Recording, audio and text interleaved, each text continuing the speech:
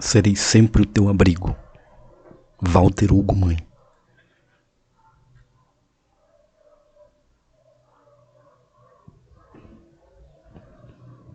A minha mãe, Dona Antônia Alves, e ao meu pai, Sr. Jorge Lemos, que me abrigam.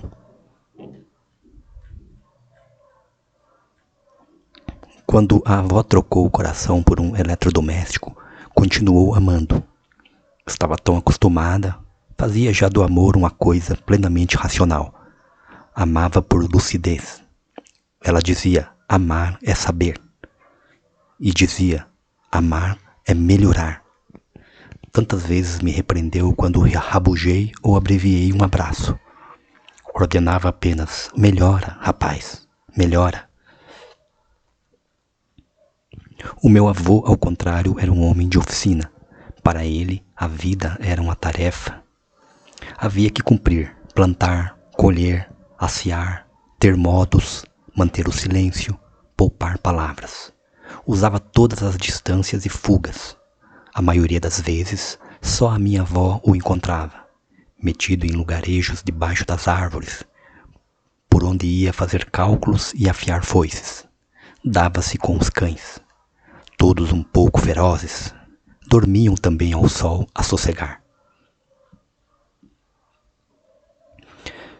Quando lhe mudaram o coração para uma maquineta esperta, a avó queria só saber se ia fazer ruído como o frigorífico à noite. Estávamos todos ocupados com não sermos esquecidos na paciência de gostar de nós. E ela falava como se cuidasse de pendurar um candeeiro ao meio do peito. O avô, resumido nos sentimentos, sem talento nas aflições, mas maniento e cheio de medo, só dizia, sossega, menina, sossega. Mesmo velhinhos, ele tratava como da primeira vez. Era uma menina.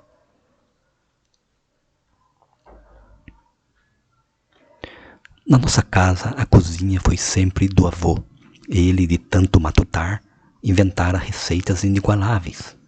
A avó julgava que a comida era a poesia do avô, aquilo que encontrara para traduzir delicadeza e carinho por todos nós. Os cães sabiam muito bem. Nunca eram esquecidos. As refeições. Tomavam conta do fumo saindo de chaminé, fora, e aguardavam lambões. Eu costumava chamá-los pelas janelas, Capitão, Rosado e Julinho. O avô pedia que se fizesse silêncio. Durante aquele tempo, a avó dormia um pouco. Os cães aguardavam numa ansiedade educadíssima. Alguém disse que, em segredo, exatamente deitada para dormir, a avó chorou uma lágrima apenas, e de imediato ela floriu em seu olhar. Uma flor azul que se levantou do rosto, como a própria lua em redor da cabeça. Tanta coisa era mágica na sua vida, até a tristeza. Eu nunca duvidei.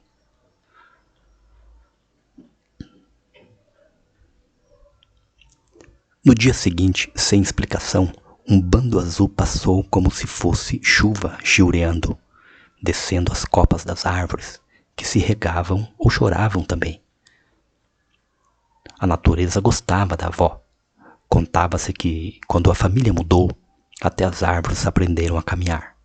E caminharam noite inteira para os nossos bosques e puseram-se pertinho. Foi o avô que jurou. Durante a noite, sem ninguém ver, as árvores todas que estavam ao pé da casa antiga andaram para se mudarem de lugar. Os médicos vieram explicar tudo, sorridentes, e a avó acordou silente e bem.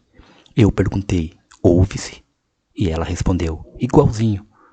Era uma maquineta tão imitadora de um coração que se ouvia da mesma maneira a bater.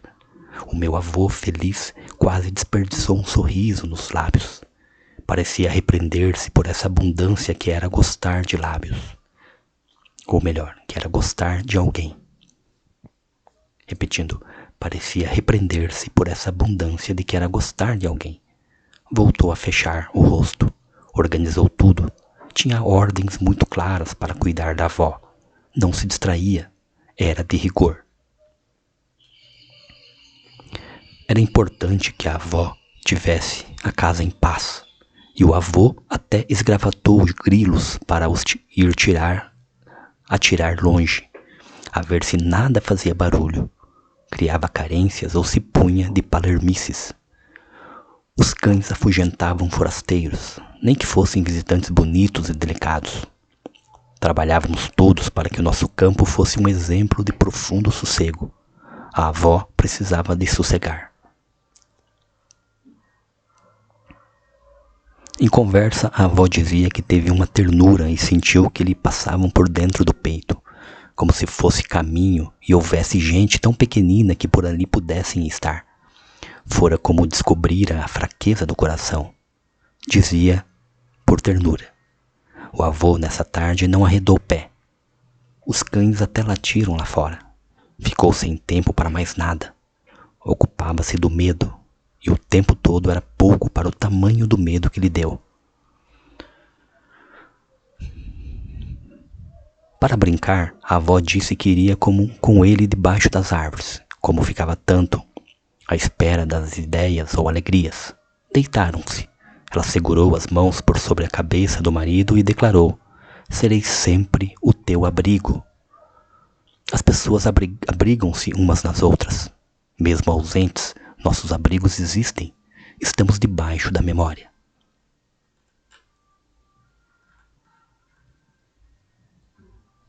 Um dia entendi que os velhos são heróis. Passaram por muito, ganharam e perderam tanta coisa. Perderam pessoas, persistem sobretudo para cuidar de nós, os mais novos, e nos assistirem. Observam-nos, são heróis, ainda sabem amar depois de tantas dificuldades. A avó era puro amor, e o avô, que dizíamos ter um ratinho a correr numa roda ao invés de coração, amava por igual. Tinha sentimentos pouco adornados, mas tinha-os com a mesma intensidade. Meu querido avô, quando o vigiávamos de perto, via-se muito bem que sem a avó não podia ser feliz.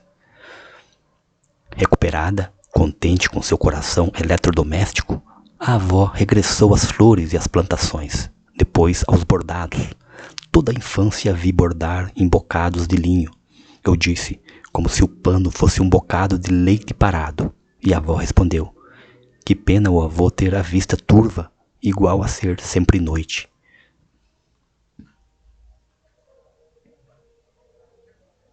O meu avô habitava uma espécie de escuridão. Todas as pessoas, os cães e as coisas andavam como em pouca cor, sob fundos, por vezes muito negros. O avô não tinha dias por completo. Tinha uma coisa pouca dos dias. Sentia-lhes mais o fresco ou o quente. Era pela pele. Eu nunca o havia entendido. Fiquei perplexo. Talvez eu tenha revelado alguma tristeza. Ficar perplexo podia ser uma certa aflição. Por isso, o avô desceu o rosto sobre mim. Chegou bem perto e disse: o beijo da tua avó acende o mundo. Eu sorri. Meus queridos avós, de corações esquisitos, os dois eram, afinal, heróis perfeitos. O coração eletrodoméstico e o ratinho a correr numa roda entendiam-se como uma verdade absoluta. Aprender isso foi do mais importante da vida. Eu disse: serão sempre o meu abrigo. Nota do autor: há sempre lugares, nem que pequenas gavetas, onde não se fica ou não se mexe. Lugares onde protegemos com garra e ternura uma parte da vida. Garantias ou provas de amor. Tudo quanto nos mantém ou pode reerguer. Aprendemos sobre isso com os pais e os avós. Ficar longe dos pratos de porcelana que se herdaram no século XIX. Não abrir as cartas de namoro antigas. Deixar quietos os brincos que brilham. Os recortes dos poemas na revista dos domingos da nossa infância. A pagela do São Bento que sabe milagres. Cada coisa à sua maneira é a fortuna possível da família. Quando operam de peito aberto as pessoas que amamos, sentimos que alguém anda de pés inteiros dentro de onde não se pode andar. Pensamos que É a chegada a hora de usar toda a ternura e a fortuna, porque não importa mais nada senão a gloriosa saúde. E imediatamente nos aflige que, acordando, que amamos possa não nos amar mais. Repetindo, quem amamos possa não nos amar mais. Quando se abre o peito de alguém, pode o amor escapar como evaporado por fim? Que saúde têm os que deixam de amar? Quando operaram a minha mãe, ela seguiu amando, ficou saudável. A minha mãe ficou saudável. Continuamos todos abrigados no seu coração. Por alegria, pela ternura e tesouro da família, fica este livro igualmente bravo, para que entre nele de pés inteiros quem quiser, sem deixar de amar, sem jamais deixar de amar. Walter Hugo Mãe. Walter Hugo Mãe é um dos mais destacados autores portugueses da atualidade. Sua obra está traduzida em muitas línguas, merecendo um prestigiado acolhimento em países como a Alemanha, a Espanha, a França ou a Croácia. Publicou os romances Homens Imprudentemente Poéticos, A Desumanização, O Filho de Mil Homens, A Máquina de Fazer Espanhóis. Grande Prêmio Portugal Telecom, melhor livro do ano, e Prêmio Portugal Telecom, melhor romance do ano. Publicou O Apocalipse dos Trabalhadores, O Remorso de Baltazar Serapião, Prêmio Literário José Saramago e O Nosso Reino. Escreveu alguns livros para todas as idades, entre os quais Contos de Cães e Maus Lobos, O Paraíso São os Outros e As Mais Belas Coisas do Mundo, e o livro de memórias Contra Mim. A sua poesia encontra-se reunida no volume Publicação da Mortalidade. Outras informações sobre o autor podem ser encontradas na sua página oficial do Facebook.